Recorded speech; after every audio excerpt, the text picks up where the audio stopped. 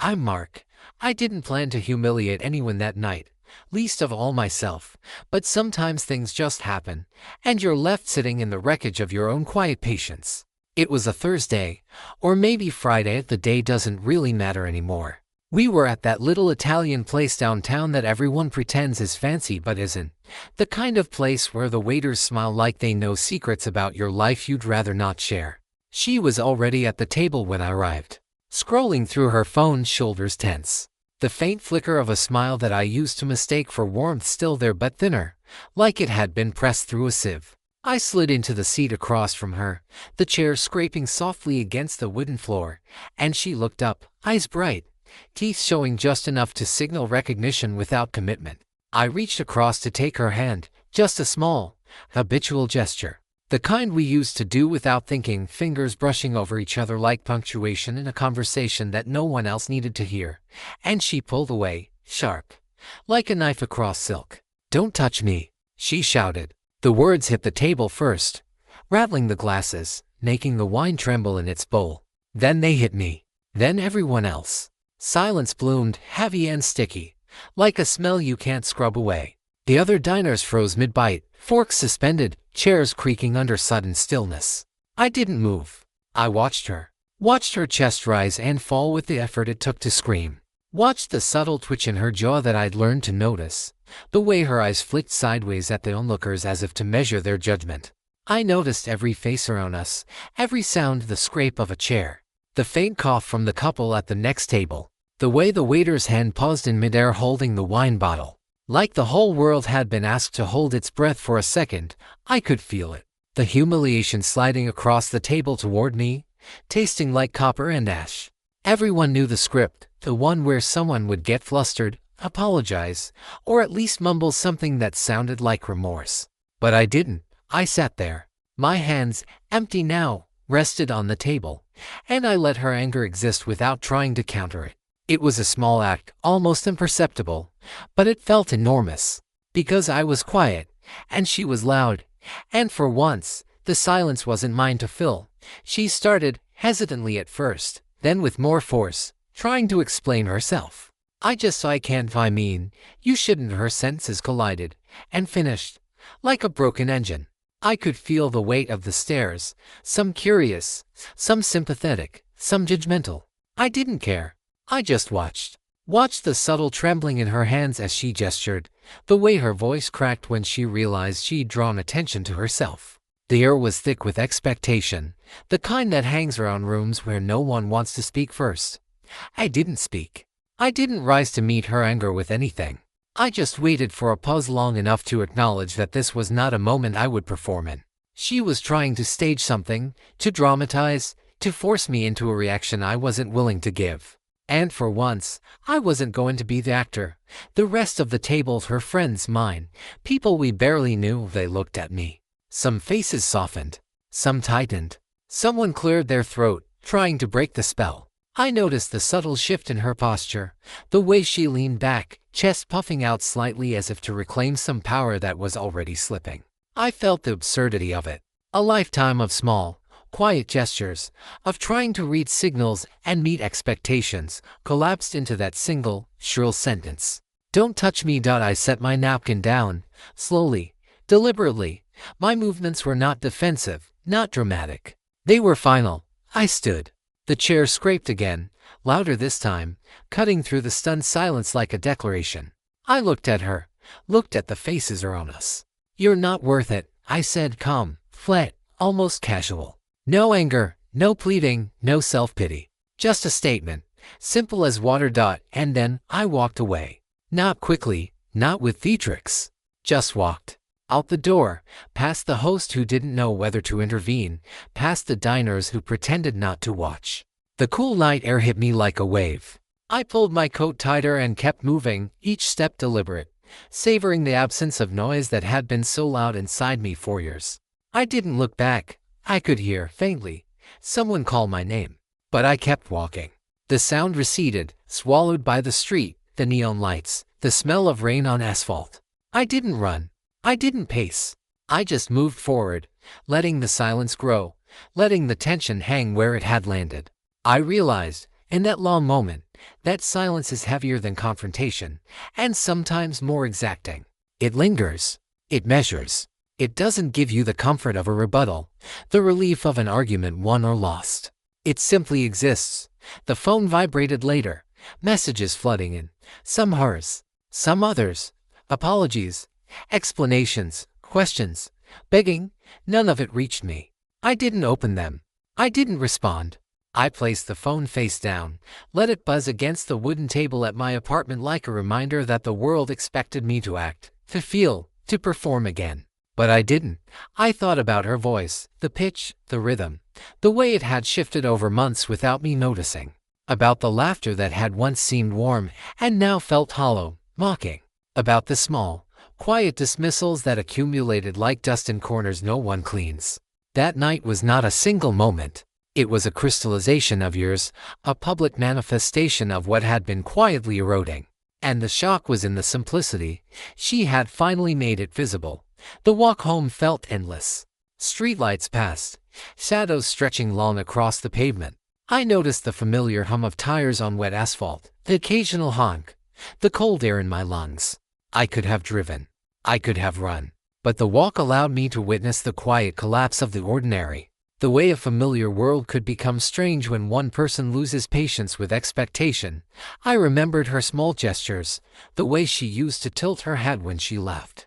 How her fingers would brush mine absent-mindedly, how her eyes could be soft, briefly, in a way that made me believe in something that no longer existed. And I understood, clearly, that this was never just about that dinner, never about that moment of public humiliation.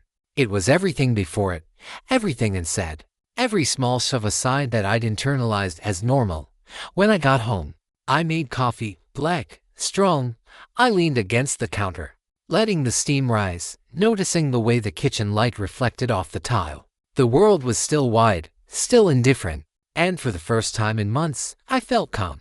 Not triumphant, not vindicated, just steady. The quiet assertion of self, the simple acknowledgement that I mattered more than the performance she demanded. Sometimes walking away isn't about anger. Sometimes it's the quiet reclamation of your own worth, the small, invisible act that nobody sees except the one who finally remembers themselves. That night, I remembered. I didn't expect applause. I didn't want it. The moment my hand left the table, the world didn't shift. People stared, mouths slightly open, as if waiting for me to implode, to justify myself, to apologize or yell back. But I didn't. I just stood there, letting the silence stretch like a taut wire between us. The chair scraped one last time as I rose. My coat hung over my arm, heavy and familiar, a small comfort in a room that had suddenly felt too small for me. I looked at her as she froze, eyes wide searching, maybe hoping for a reaction, maybe trying to pull something out of me that I no longer possessed. And in that look, I understood something crucial. I didn't have to perform anymore. I didn't have to shrink, didn't have to apologize for existing, didn't have to play her game. You're not worth it. The words slipped out calmly, almost casually. I didn't raise my voice. I didn't make eye contact for longer than a second. There was no flourish, no dramatic exit, no promise of retaliation. Just a statement of fact, simple, small, and deliberate. I said it once, and that was enough. She couldn't take it from me. The power she had sought in yelling at me evaporated instantly, and claimed. And all that remained was the quiet acknowledgement that I had decided to no longer negotiate my presence for someone who treated me as a disposable prop. I walked to the door. The other diners, her friends, my friends, whoever they were, remained frozen. I could hear their collective intake of breath, the subtle rustle of chairs as people shifted, trying to make sense of what they had just witnessed. Some faces softened, as if empathy might reach me through the air. Some hardened, because they hadn't known whether to be disgusted or impressed. I didn't care. I didn't even glance their way. The world outside was waiting, indifferent and neutral, like it had been all along, and that was precisely what I needed. The doorknob was cool under my hand. I paused, just briefly, to feel the air that carried away the noise of the restaurant, the heat of the room, the hum of conversation, the clinking of glasses, all left behind like a stage curtain dropping. My coat slipped over my shoulders. My footsteps sounded louder than usual on the sidewalk, each one deliberate, controlled. I didn't run. I didn't quicken my pace to escape. I walked as I had always walked, calmly, letting the evening carry me away from the weight that wasn't mine to bear. I thought about her yelling, about the sharpness in her voice, the way her sentence had cut through the air, claiming attention, demanding a response. She had waited for me to react, and I hadn't. I realized that in not reacting, I was reclaiming a small, vital piece of myself. The room had been her arena. My silence was my refusal to participate, my way of drawing a line that had been ignored for years. I had spent so long bending, apologizing, performing, anticipating, that it had become invisible to me what it meant to stand still and not bend at all. The city around me was quiet, almost deserted. Streetlights stretched long, pale fingers across the wet pavement, and the occasional car hummed past, indifferent to my presence. I noticed the smell of damp asphalt, the faint scent of something burning nearby, the way the cold air brushed against my face, sharp and precise. Each sensation was a reminder that I existed outside her chaos, outside the expectation, outside the theater she had created. I walked and let the weight lift gradually, a soft, almost imperceptible relief. Her friends called after me. I heard her voice, frantic and pleading, but it was distant, like echoes from another room. I didn't respond. My silence wasn't spiteful. It was a declaration of autonomy. I didn't need to explain myself. I didn't need to justify the decision to no longer participate in a performance that made me smaller every day. Each step forward was a small affirmation, the quiet accumulation of dignity, the reclamation of something I had let slip too easily before. The phone vibrated in my pocket. Messages from her, messages from mutual friends, texts asking if I was okay, if I wanted to talk, if I had lost my mind. I ignored them. I let the phone lie flat, the screen dark. I didn't check. I didn't reply. The messages could wait. The world could wait. I didn't need validation or confirmation. I had learned that silence could speak louder than any explanation. And tonight, silence was my shield. I walked past familiar streets, the ones I had walked countless times before, and yet everything felt different. There was a new clarity, a precision to my perception. I noticed the cracks in the pavement, the way the lamplight pooled in certain places, the subtle shift of wind through the trees.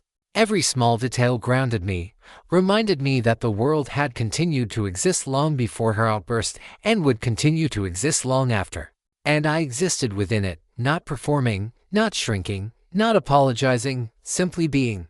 Her anger had been an attempt to provoke, to extract a response, to assert control. And I had given none. I had surrendered nothing. Not my temper, not my pride, not my presence. It was a revelation in its simplicity. I didn't need to react. I didn't need to justify my existence to someone who had repeatedly demonstrated that my presence was negotiable, optional, expendable. I had walked away, and in doing so, I had walked toward myself.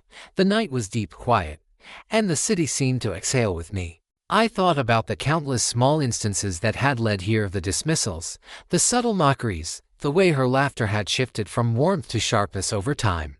All those moments, all those tiny erosions of dignity, had been accumulating, and noticed, until they crystallized in a single act of public violence, her voice, shouting at me, in front of everyone, demanding that I acknowledge her power over me. And for once, I didn't. Walking away was not triumph. Walking away was recognition. Recognition that my value was not dependent on her approval, her temper, or her whim. Recognition that the quiet moments of self-respect, the small acts of refusing to bend, were the truest declarations of who I was. It was not dramatic. It was not theatrical. It was simply true. The streets began to narrow, familiar turns leading me past places that had once seemed ordinary. I noticed the neon signs flickering, the faint hum of refrigerators from corner stores, the way a stray cat padded silently across an alley. These were details I had always overlooked, preoccupied as I had been with trying to meet expectations, to placate, to respond. Tonight, I noticed them because I could. Tonight, I noticed because I was finally present for myself. I passed the bar where we had met once, the small cafe we used to frequent, the bookstore where she had lingered for hours while I waited. All of it seemed smaller, less consequential, stripped of the weight of her demands. And I realized that her outburst, while devastating in the moment, had done something unexpected. It had liberated me from the slow erosion of my own dignity. The years of bending, of apologizing, of shrinking, culminated in a single act that demanded my response. And my response was absence. My response was quiet. My response was self-respect. When I finally reached my apartment, the stillness of the room was almost shocking. I set down my coat, kicked off my shoes, and leaned against the counter. The air smelled faintly of detergent, of coffee grounds from the morning, and I allowed myself to breathe fully, deliberately. The world had not ended. She had not shouted me into oblivion. I had simply walked, and in walking, I had reclaimed something that no words could take from me. I thought about the word worth, how easy it is to let someone else define it for you, to let their temper, their anger, their whims, dictate the measure of your value, and how rare it is to quietly, deliberately, insist on your own measure. That night, I did, and it felt neither triumphant nor bitter. It felt steady, solid, undeniable. I made coffee, black. I leaned by the window, the night stretching infinitely beyond the glass. The city was alive, indifferent, patient. I felt a quiet smile, almost imperceptible, and let it settle without needing to explain it. There was no victory, no performance, no applause. Only presence. Only acknowledgement that I mattered. Only the simple, enduring act of choosing myself when someone else had shouted that I didn't. The silence that followed me was heavier than I expected. I hadn't gone far, just down the block, but the echoes of that dinner clung to me, lodged in the quiet corners of the streets. Her voice, sharp and commanding, still seemed to hang in the air around me, though I could no longer see her. I felt the residual tension in the city itself, like the world had momentarily paused to watch what I would do. And I didn't do anything. I walked. I didn't check my phone. I didn't look back.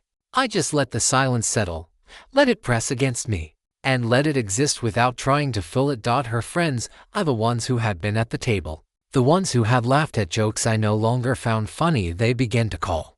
I could hear their names, muffled, distant, some urgent, some hesitant. My phone vibrated against my thigh, once, twice, in a rhythm that felt impatient, demanding, insistent. I left it in my pocket. I didn't answer. I didn't even glance at the screen. I let the world demand, let it push, let it try to pull me back into its expectation, and I simply walked away.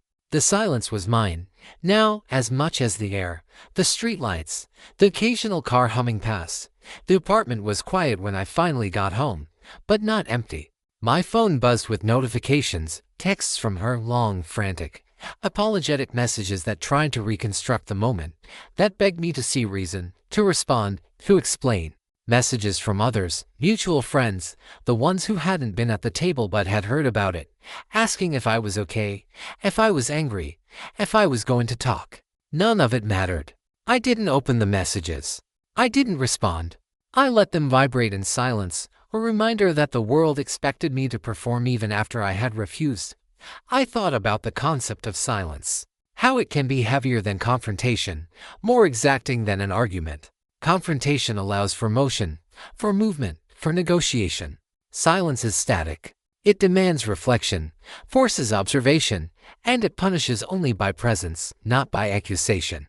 I realized then, as I stood in my apartment and let the quiet press around me, that her screaming at dinner had not just been an outburst. It had been an invitation. And I had declined. I had said nothing. I had done nothing. I had simply walked. The street outside my window was empty, lit only by the occasional street lamp. I could hear distant traffic, the hum of a city that continued without pause, indifferent to my choices, my dignity, my anger, my relief. I felt oddly untethered, as if the absence of noise had created a kind of space I hadn't known I needed. I didn't feel light, not exactly, but I felt unburdened in a way that was almost foreign. The weight of expectation, of performance, of acquiescence, had been removed from my shoulders, and for the first time in a long time, I could breathe without anticipating judgment. I thought about her voice again, the way it had cracked and snapped, the way it had demanded attention. I replayed the faces around the table, the frozen expressions, the unspoken questions. I imagined what they must have thought, how they might have interpreted my silence. Did they see shame? Did they see anger? Or did they see something else entirely, a refusal to participate in a drama that was never mine to perform? I didn't care. Their interpretations were irrelevant. The only thing that mattered was the simple fact that I had walked away, that I had preserved a fragment of myself that I had been quietly surrendering for years. The phone buzzed again. Another message. I didn't look. I didn't respond. I imagined her words spilling across the screen, pleading, rationalizing, trying to reclaim something that was already gone.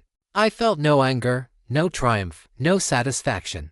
Just quiet, a stillness that was both unfamiliar and necessary. I understood, finally, that silence is not passive. Silence is choice. And in choosing not to engage, I was asserting something fundamental about myself, about my limits, about the quiet dignity I had allowed to erode over time. I walked to the kitchen and poured myself a drink, water. The glass felt cold in my hand, grounding me, anchoring me in a reality that was no longer dominated by her outburst. I leaned against the counter, feeling the smooth surface under my palms, noticing the faint hum of the refrigerator, the soft ticking of a clock somewhere in the apartment.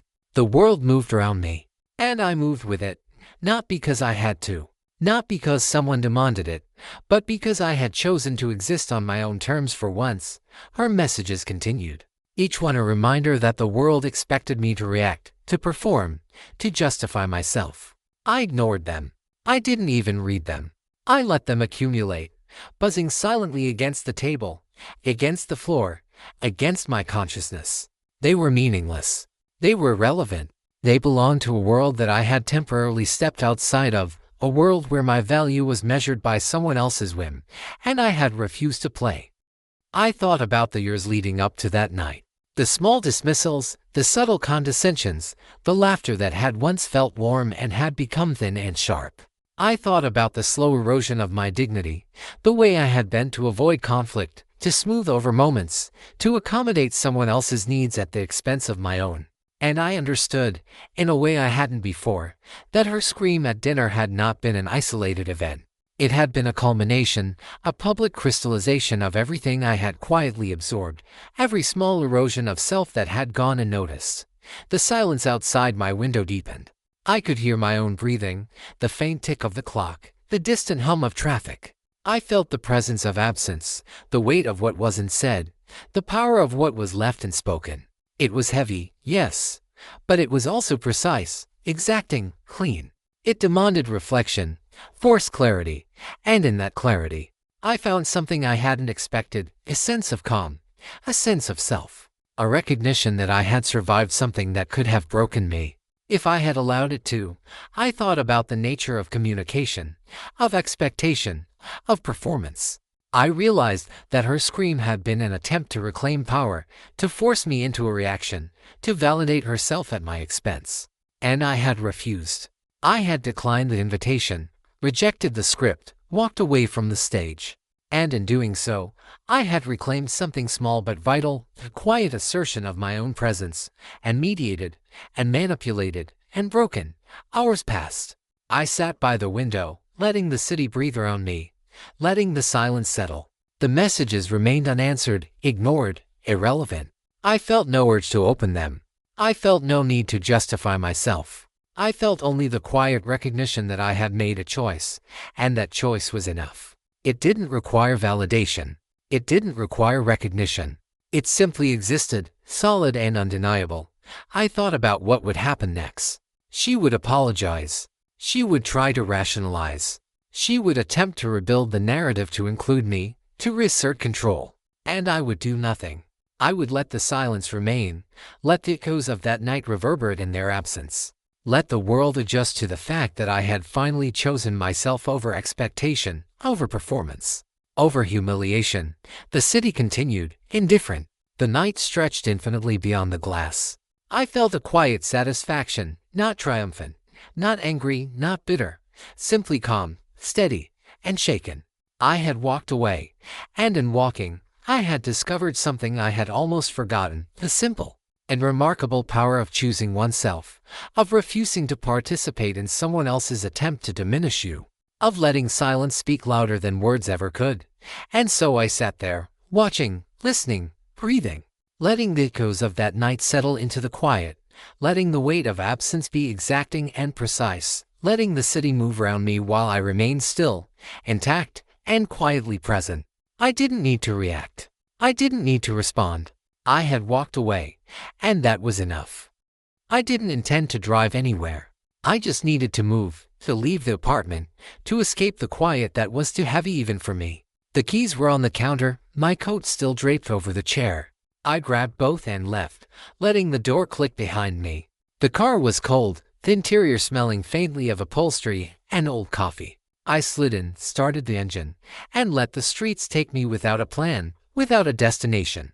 The city lights passed through the windshield, bright and sharp, cutting through the darkened stripes of white and yellow. I didn't look for anything. I didn't expect to find it. I just drove, letting the motion carry me farther from the restaurant, farther from the echoes, farther from the collapse that had been waiting for me at the table. The road was mostly empty, late enough that the usual traffic had thinned to a few scattered cars, their headlights occasional punctuations in the night. I didn't turn on the radio.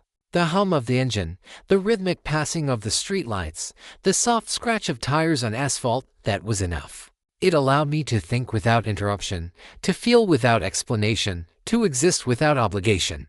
Each mile was a small reclamation, each turn a quiet insistence that I was still here, still intact, still myself. I thought about her, of course. I always do, in these moments. Not with longing, not with anger, not with hope. I thought about her voice, the sharpness, the demand, the way she had made me small without raising a finger.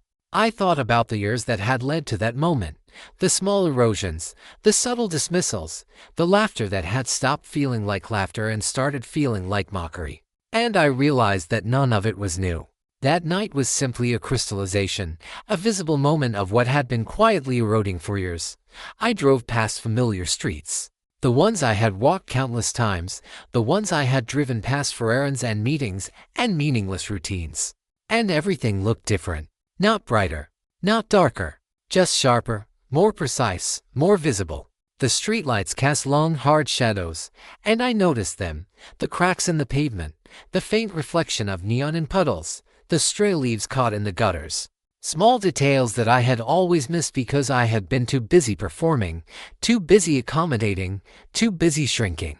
Now, I saw everything, and I didn't have to respond to any of it. I simply observed.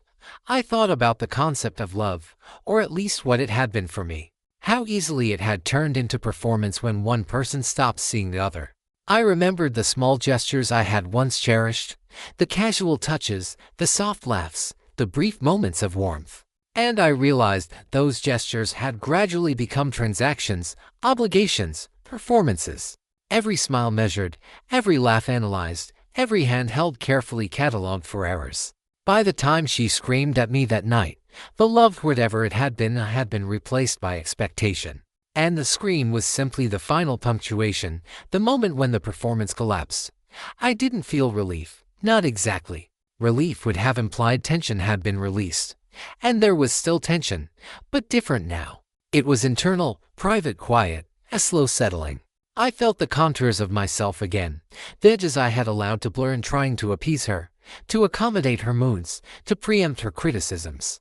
I felt solid, not proud, not triumphant, not vindicated, just present, just steady, just alive in a way that didn't require negotiation. The road stretched ahead, empty and indifferent. I took turns without thought. Let the car follow the curves, let the city unfold around me. There was a simplicity to it, a meditative quality in the repetition of tires on asphalt, lights passing, occasional honk or distant shout. I realized that the drive itself was an act of reclamation, quiet insistence on movement, on distance, on perspective. I was moving away not just from the restaurant or her, but from all the little moments of smallness I had absorbed over years. I thought about confrontation. How people often think walking away is weakness, avoidance, surrender. But in truth, it is a decision that carries its own gravity, its own force. It is a refusal to participate in a cycle that diminishes you. It is a quiet assertion that some things are not worth your energy, your anger, your presence. That night, walking away had been just that. Driving now, letting the streets carry me without plan, without destination, was a continuation, a reinforcement of that quiet boundary. I remembered her face at the table, the flash of expectation, the attempt to provoke, the need for a reaction. And I thought about myself, standing there calmly, setting down my napkin, letting the moment exist without responding, simply deciding that she was not worth it. The memory didn't sting anymore. It felt like a lesson I had been given in the form of a public outburst. Something I could never unsee, something I could never undo, something I could finally understand. I drove through neighborhoods that had always felt mundane, ordinary, familiar. And suddenly, I noticed them differently. The houses, the street signs, the overgrown yards, the glow of televisions from living rooms inside, all of it felt more detailed, more precise, more alive. Not because the world had changed, but because I had. The scream at dinner had stripped away something that was unnecessary, something that had dulled my perception for too long. I was finally seeing clearly. The night deepened. The streets narrowed. I passed the bridge I used to cross on the way home from work, the highway I took when I was restless, the park where we had once walked together. Each familiar landmark now felt like a marker of distance, of perspective, of separation. I thought about the small erosions of love, the accumulation of minor humiliations, the way they can grow unnoticed until one moment crystallizes them into reality. And I realized that moment had come, and I had survived it. Not unscathed, not indifferent, but intact. I parked the car briefly by the river, the water reflecting the sparse lights, dark and deep. I sat, hands on the wheel, breathing in the cool air, letting the silence fill the space where tension had lived. There was no triumph here, no satisfaction in revenge, just presence, just the quiet assertion of self, finally remembered, finally recognized. I stayed there for a long time, not moving, not needing to, letting the city pulse gently around me, letting the night remind me of scale, of distance, of perspective. The phone vibrated in my pocket. I didn't check it. Messages, calls, apologies, explanations, they could wait. The night, the city, the slow rhythm of motion, that was enough. I realized, fully, that peace isn't always loud. It doesn't always announce itself. Sometimes peace is simply the quiet reclamation of your own worth. A recognition that your presence is not negotiable, that your dignity is not optional, that you can exist without performing to someone else's expectations. I drove again, eventually taking roads I didn't know, letting the motion itself dictate direction. Streetlights blurred, and I noticed how fast the night could pass when you weren't racing toward or away from anything, when you were simply moving. I thought about the years of compromise, of bending, of shrinking, and how they had all led to this quiet and remarkable moment of autonomy. The scream at dinner had been the punctuation. The drive was the ongoing sentence. And I was finally reading it clearly. Eventually, I returned to familiar streets, to the quiet apartment I had left hours earlier. I didn't feel restless anymore.